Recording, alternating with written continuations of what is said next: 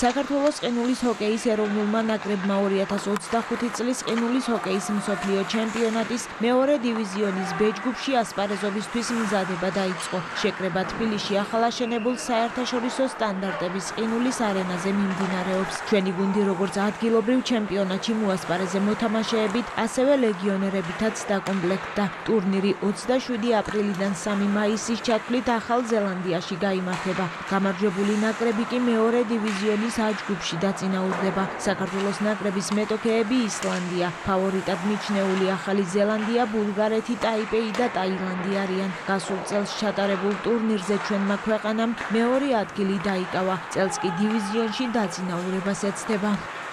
წელს ვარ ფავორიტები, შარშან მოგეხსენებათ, მეორე ადგილი დავიკავეთ და დავმარცხეთ ბელგიასთან და ახალ ზელანდიასთან, მაგრამ ჩვენ ქონდა მაშინ ტურში გუნდში გარკვეული პრობლემები შემადგენლობასთან დაკავშირებით. ჩვენი გეგმაც და მიზანიც არის გამარჯვება, მხოლოდ პირველი ადგილი. ესეთი დივიზიონია და ესეთი გუნდებია, რომელთანაც წინააღმდეგობის გაწევა ძალიან მარტივია.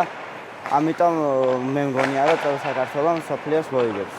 დღეში 2 ვარჯიში გვაქვს დილას საღამოს და 1 საათიანობით ძალიან კაი პროგრესი დავდებთ 2 კვირაში და კარგ შედეგსაც მივახცევთ.